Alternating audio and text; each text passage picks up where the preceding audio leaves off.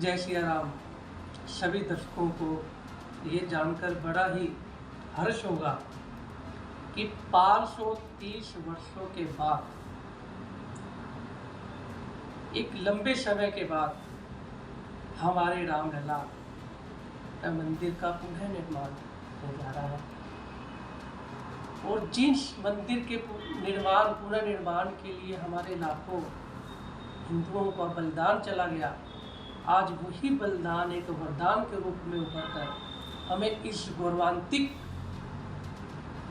मंगलमय समय के लिए आज यह वरदान हमें मिला है, प्राप्त हुआ है। इसी वरदान के फल से 22 जनवरी को अयोध्या में श्री रामलला हमारे पुनः विराजित हो जाएंगे और यहाँ पर वहाँ के समुदायों और सामाजिक संस्थाओं के द्वारा तथा सरकार की उपस्थिति में 1 सप्ताह का मांगलिक अनुष्ठान हो रहा है।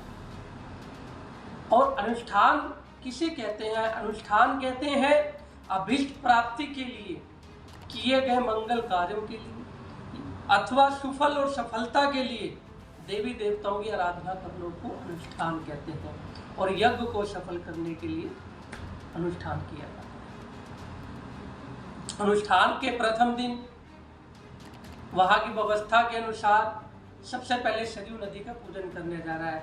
और मैं ये बताना चाहूँगा कि ये सरयू नदी वही नदी है जिसने प्रभु श्री रामलला का जन्म से लेकर उनके बचपन का समय, बचपन कार्यकाल से लेकर उनके विवाह का कार्यकाल, उनके विवाह कार्यकाल से लेकर उनके 14 वर्षों के वनवास का कार्यकाल और 14 वर्षों के वनवास का कार्यकाल से लौट कर आना वो कार्यकाल, और उसके बाद 11,110 वर्षों तक जो भगवान श्री ने वहाँ पर राम राज्य किया, राम राज्य जो चलाया वो कार्यकाल, और बाद में सरयू नदी के अंदर आकर स्वयं पद्म पुराण के अनुसार भगवान श्री राम ने स्वयं जो है गुप्तार घाट पर, सरयू नदी के गुप्तार घाट पर अपने आप को समाधि दी। यही सरयू नदी इन सारे कार्य की साक्षी बनी है। तो इस सरयू नदी से प्रथम 15 जनवरी को इसी सरयू नदी से इसके पूजन करके इस अनुष्ठान को किया। और उसके बाद हनुमानगढ़ी में जो भगवान श्री राम जी के परम अनन्य भक्त हुए उनका पूजन किया जाएगा। और 17 तारीख को वहाँ पर 17 जनवरी को वहाँ पर अग्निकुंडों का निर्माण करके पूरी वेदियों को सजाया जाएगा। कर्मकांड विद्वान ब्राह्मणों को अन्य अन्य स्थानों से बुलाकर, और इस अनुष्ठान में जो पूजन चलेगा प्राण प्रतिष्ठा का, वो 18, 19, 20, 21 और 22 को प्रातः 11 बजे हमारे रामलला जो है मंदिर में विराज। इस अनुष्ठान में विद्वान ब्राह्मणों से,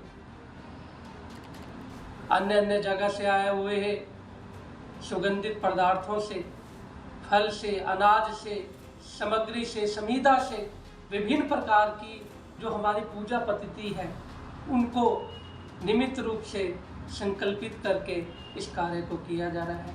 यह हमारे लिए बहुत ही गौरव की बात है कि हम अयोध्या में श्री रामलला को 530 वर्ष के बाद पुनः देखेंगे। और मैं यही कहना चाहूँगा, भगवान शिव ने जब पार्वती को कहा कि हे उमा, होई है सोई राम रचित राखा, होना वही है जो राम ने रच रखा है, भगवान श्री राम ने रच रखा है। वो करी तर्क बढ़ावे शाखा, और जो सिर्फ तर्क और वितर्क करते रहे वो इस विषय को बढ़ाने के अलावा कुछ नहीं करते और ना उनको कुछ मिलता। क्योंकि हरि अनंत, हरि कथा अनंता, हरि अनंत, उनकी कथा उनसे भी ज़्यादा अनंता है। इस करके राम की गाथा का गुणगान और उनकी कथा जो है वो अनंत है।